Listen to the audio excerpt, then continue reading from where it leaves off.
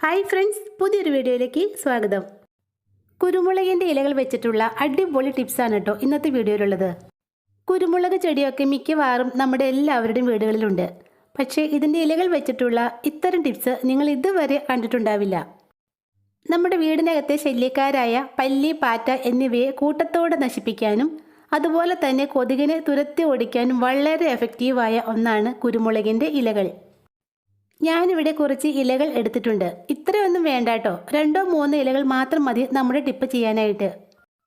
First tip ചെയ്യാനായിട്ട് ഞാനിവിടെ 2 ഇലകൾ എടുത്തിട്ടുണ്ട്. ഇതൊന്ന് നന്നായിട്ട് ചതച്ചെടുക്കണം. ഇലകൾ ചെറുതായിട്ടൊന്ന് പിച്ചി കീറിയതിന് ശേഷം ഒരു ഇടികല്ലിലേക്ക് ഇട്ട് കൊടുക്കാം. നിങ്ങൾക്ക് വേണമെങ്കിൽ മിക്സിയുടെ ജാറിലേക്ക് ഇട്ട് ഒന്ന് ക്രഷ് ചെയ്തെടുത്താലും മതി.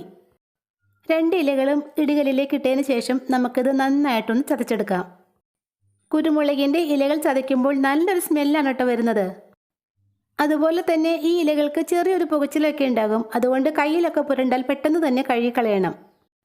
ഇലകളുടെ ആ ഫ്ലേവറും അതിൻ്റെ സത്തുമൊക്കെ കിട്ടുന്നതിന് വേണ്ടി ഇതുപോലെ നന്നായിട്ട് തന്നെ ചതച്ചെടുക്കണം. ഇനി ഇതിൽ നിന്നും കുറച്ചെടുത്ത് നമുക്കൊരു പാത്രത്തിലേക്ക് ഇട്ട് കൊടുക്കാം. ചതച്ചെടുത്ത ഇലകളിൽ നിന്നും പകുതി മാത്രമാണ് കേട്ടോ ഞാനിപ്പോൾ എടുത്തിട്ടുള്ളത്. ബാക്കി ഇലകൾ നമുക്ക് വേറൊരു ആവശ്യത്തിന് വേണം. ഇനി ഇതിലേക്ക് നല്ല വെട്ടി തിളയ്ക്കുന്ന വെള്ളം ഒഴിച്ചു കൊടുക്കാം. പിന്നെ ഇലകൾ വെള്ളത്തിലിട്ട് തിളപ്പിക്കരുത്.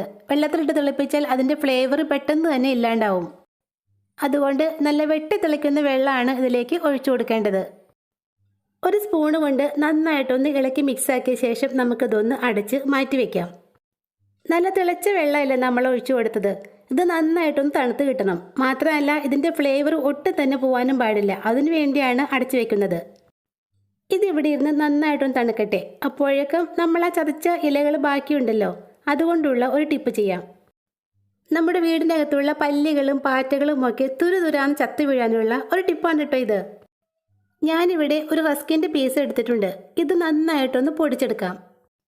റസ്കോ, ബിസ്ക്കറ്റോ, ബ്രെഡോ എന്ത് വേണേലും ഇതിനായിട്ട് എടുക്കാം കേട്ടോ. പൊടിച്ചെടുത്ത റസ്ക് ഒരു പാത്രത്തിലേക്ക് ഇട്ട് കൊടുക്കാം.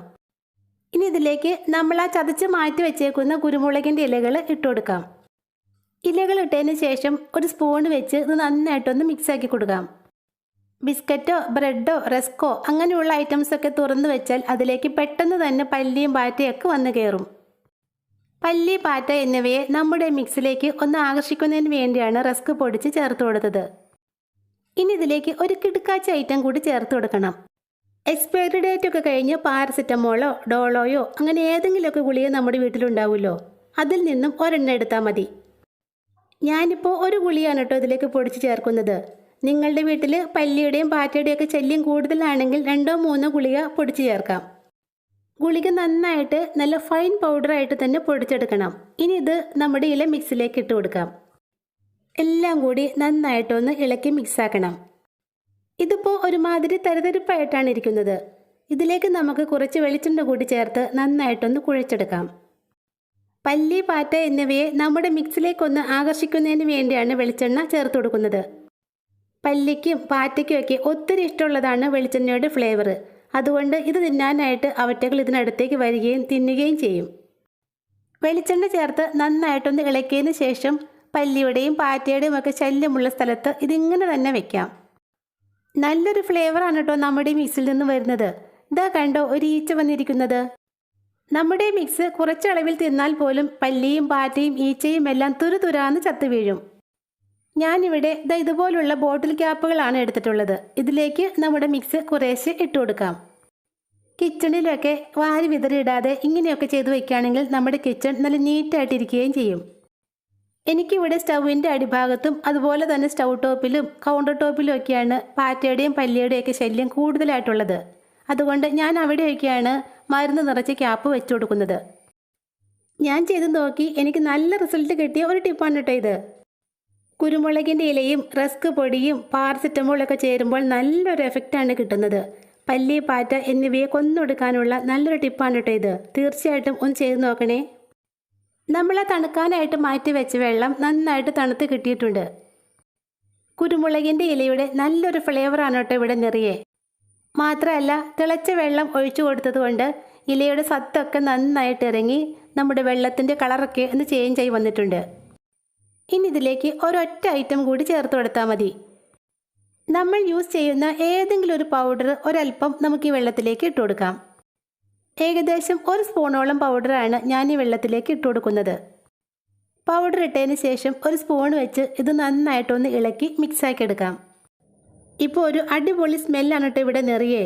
കുരുമുളകിൻ്റെ ഇലയുടെയും അതുപോലെ തന്നെ പൗഡറിൻ്റെയും ഒക്കെ സ്മെല്ല് ചേർന്നപ്പോഴുള്ള നല്ലൊരു സ്മെല്ല്.